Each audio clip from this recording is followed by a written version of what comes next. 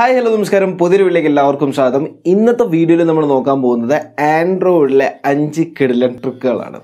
വളരെ യൂസ്ഫുൾ ആയിട്ടുള്ള കുറച്ച് ട്രിക്കുകളാണ്. തീർച്ചയായിട്ടും വീഡിയോ മുഴുവനായിട്ട് കാണാൻ ശ്രമിക്കുക. നമ്മുടെ ചാനൽ ആദ്യമായിട്ടാണെന്നുണ്ടെങ്കിൽ ചാനലൊന്ന് സബ്സ്ക്രൈബ് കൂടി ചെയ്യുക. ഫസ്റ്റ് ട്രിക്ക് എന്ന് പറയുന്നത് യൂട്യൂബിലെയാണ്. നമ്മളിപ്പോൾ യൂട്യൂബൊക്കെ യൂസ് ചെയ്യുന്ന സമയത്ത് നമുക്ക് പലപ്പോഴും ആഗ്രഹം കാണും, ഏതെങ്കിലും ഒരു ആപ്ലിക്കേഷൻ യൂസ് ചെയ്യുന്ന സമയത്ത് അതിൻ്റെ പുറത്ത് ഇങ്ങനെ യൂട്യൂബ് പ്ലേ ആവാൻ പറ്റുന്നുണ്ടെങ്കിൽ സൂപ്പറായിരിക്കുമെന്ന്. എക്സാക്ട്ലി യൂട്യൂബിൽ ഈ ഒരു ഫീച്ചർ ഉണ്ട്, പക്ഷേ പ്രീമിയം ഫീച്ചറാണ്. അതായത് പൈസ കൊടുത്തു കഴിഞ്ഞാൽ മാത്രമേ നമുക്ക് ഈ ഒരു ഫീച്ചർ എടുത്തുള്ളൂ. പക്ഷേ നിങ്ങൾക്ക് വേറെ ആപ്ലിക്കേഷൻ പ്ലേ സ്റ്റോറിൽ നിന്ന് ഡൗൺലോഡ് ചെയ്ത് കഴിഞ്ഞാൽ ഈ ഒരു ഫീച്ചർ സിമ്പിളായിട്ട് യൂസ് ചെയ്യാൻ പറ്റും. അതേത് ആപ്ലിക്കേഷൻ ആണെന്ന് ചോദിച്ചു കഴിഞ്ഞാൽ VLC പ്ലെയർ ആണ്. VLC പ്ലെയർ നിങ്ങൾ നേരെ പ്ലേ സ്റ്റോറിൽ പോയിട്ട് ഡൗൺലോഡ് ചെയ്യാം. അപ്പോൾ നിങ്ങൾക്ക് ഡൗട്ട് ഉണ്ടാവും, VLC പ്ലെയർ ഇന്ത്യയിൽ ബാൻ ചെയ്തില്ലേ, പിന്നെ എങ്ങനെയാണ് പ്ലേ സ്റ്റോറിൽ അവൈലബിൾ ആയിട്ടുള്ളതെന്ന്. VLC ആൻഡ്രോയിഡ് വെർഷൻ അല്ല ബാൻ ചെയ്തിരിക്കുന്നത്, VLC വെബ്സൈറ്റാണ് ഇന്ത്യയിൽ ബാൻ ചെയ്തിരിക്കുന്നത്. അതുകൊണ്ട് തന്നെ നിങ്ങൾക്ക് VLC പ്ലേ സ്റ്റോറിൽ നിന്ന് ഡൗൺലോഡ് ചെയ്യാൻ പറ്റും. അപ്പോൾ പ്ലേ സ്റ്റോറിൽ ഉണ്ടെന്നുണ്ടെങ്കിൽ നിങ്ങൾക്ക് തീർച്ചയായിട്ടും ഡൗൺലോഡ് ചെയ്യാമല്ലോ.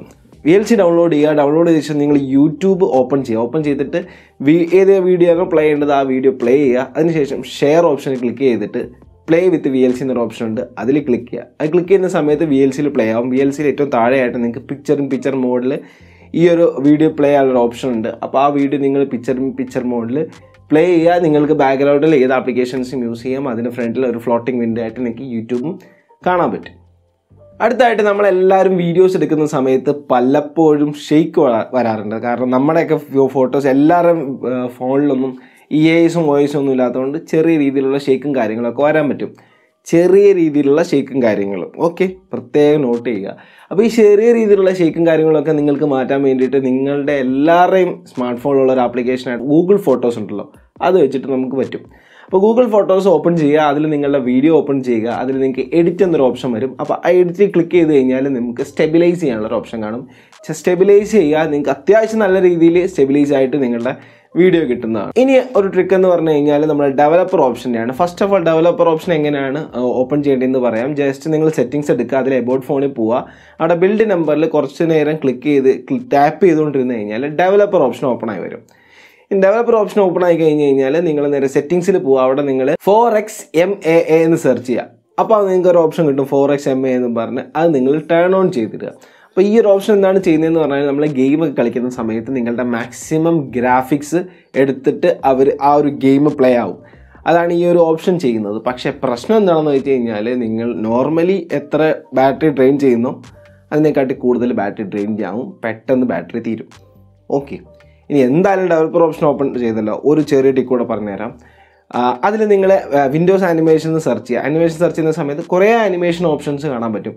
ഈ ആനിമേഷൻസ് ഒക്കെ 1x അല്ലെങ്കിൽ 2xലൊക്കെ ആയിരിക്കും കിടക്കുന്നത്. അപ്പോൾ നിങ്ങൾ ഈ ആനിമേഷൻസൊക്കെ ഒന്നുകിൽ ഓഫ് ചെയ്തിടുക അല്ലെങ്കിൽ 0.5x സെലക്ട് ചെയ്തിടുക.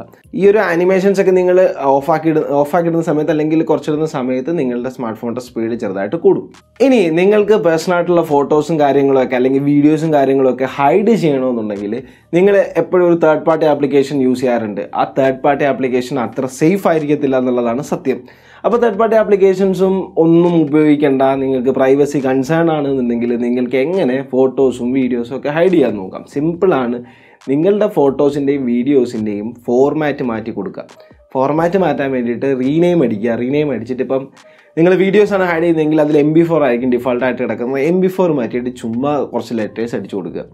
പിന്നെ ഫോട്ടോസ് എടുക്കുക. ഫോട്ടോസ് എടുത്ത് തന്നെ JPG ആണെങ്കിൽ മാത്രമേ JPG PNG ഒക്കെ ആണെന്നുണ്ടെങ്കിൽ മാത്രമേ ഓപ്പൺ ആകത്തുള്ളൂ. അപ്പോൾ JPG PNG എന്നുള്ള ആ ഒരു ഇത് മാറ്റിയിട്ട് എക്സ്റ്റൻഷൻ മാറ്റിയിട്ട് നിങ്ങൾക്ക് ഇഷ്ടമുള്ള FHGHG കുറച്ച് നമ്പറോ കുറച്ച് ഡോട്ട് കഴിഞ്ഞ് എന്തെങ്കിലും അടിച്ചു കൊടുക്കുക. അങ്ങനെ അടിച്ചു കൊടുക്കുന്ന സമയത്ത് ആപ്പ് നമ്മുടെ സ്മാർട്ട് ഫോണിലെ ആപ്പുകൾക്കൊന്നും ഈ ഒരു ഫോർമാറ്റ് ഒന്നും റെക്കഗ്നൈസ് ചെയ്യാൻ പറ്റത്തില്ല. അതുകൊണ്ട് തന്നെ ഇതൊന്നും ഓപ്പണായി വരില്ല. സിമ്പിളായിട്ട് നിങ്ങൾക്ക് ഹൈഡ് ചെയ്ത് വെക്കാവുന്നതിന് എപ്പോഴാണോ നിങ്ങൾക്ക് കാണേണ്ടത് നേരെ പഴയതിലേക്ക് കൺവേർട്ട് ചെയ്യുക. റീനെയിം അടിച്ചിട്ട് .jpg അടിച്ച് കഴിഞ്ഞാൽ ഫോട്ടോസ് ഓപ്പണായി വരും. .mp4 അടിച്ച് കഴിഞ്ഞാൽ വീഡിയോസ് ഓപ്പണായി വരും. വളരെ സിമ്പിളാണ്. അപ്പം ഇത്രയും ട്രിക്കുകളാണ് ഇന്നത്തെ വീഡിയോയിലുള്ളത്. അപ്പോൾ നിങ്ങൾക്ക് വീഡിയോ ഇഷ്ടപ്പെട്ടെന്ന് വിശ്വസിക്കുന്നു. അപ്പോൾ നമ്മൾ നേരത്തെ പറഞ്ഞ പോലെ തീർച്ചയായിട്ടും ചാനൽ സബ്സ്ക്രൈബ് ചെയ്യുക. അപ്പോൾ നമുക്ക് അടുത്ത വീഡിയോ കാണാം. Bye bye.